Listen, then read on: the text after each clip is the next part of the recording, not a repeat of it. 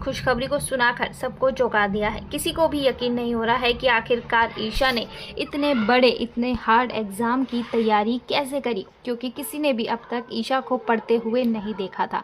यहाँ पर ईशा ने अपनी तरक्की का सारा क्रेडिट अपने पति सूरज को दिया है। सूरज ने अब यहाँ पर ये भी कह दिया है कि जब तक ईशा जी अपनी ट्रेनिंग करके वापस नहीं आ जाती हैं, तब तक मैं ईशा जी का इंतज़ार करूँगा। ईशा अब यहाँ पर ट्रेनिंग के लिए चली जाएगी, जिसके बाद कुछ समय के लिए सूरज और ईशा अलग अलग हो जाएंगे।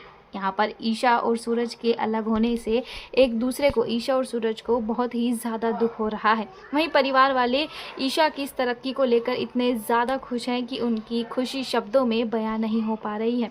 किसी को भी यकीन नहीं हो रहा है कि आखिरकार ईशा जी ने इतना बड़ा पद हासिल कर लिया है।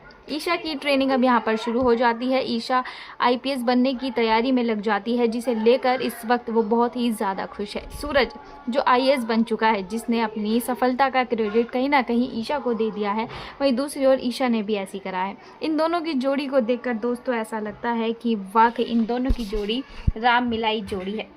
ऐसा लगता है कि दोनों एक दूसरे के लिए ही बने हैं।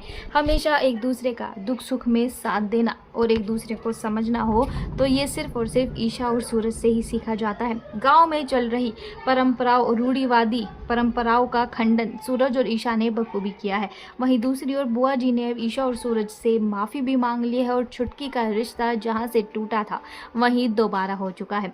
गाँव में एक बार फिर से बज चुकी है शहनाई। ईशा और सूरज अपनी बुआ जी की बेटी की शादी को धूमधाम से एंजॉय करके अपने घर वापस आ जाएंगे, जिसके बाद ईशा अपनी ट्रेनिंग के लिए चली जाएगी। अब ये देखना इंटरेस्टिंग होगा कि आखिरकार सूरज किस तरह से ईशा के बिना अपनी ज़िंदगी के ये चंद दिन काटेगा। आपको क्या लगता है दोस्तों कि सूरज क्या क्या नए नए कलाकारी करेगा? अपनी राय कमेंट सेक्शन में ज़रूर से ज़रूर दीजिएगा।